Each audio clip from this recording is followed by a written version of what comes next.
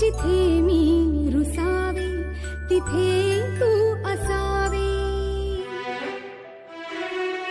तुझ्या पावलांनी मी स्वप्नात यावे, नजरेत तुझ्या स्वतःला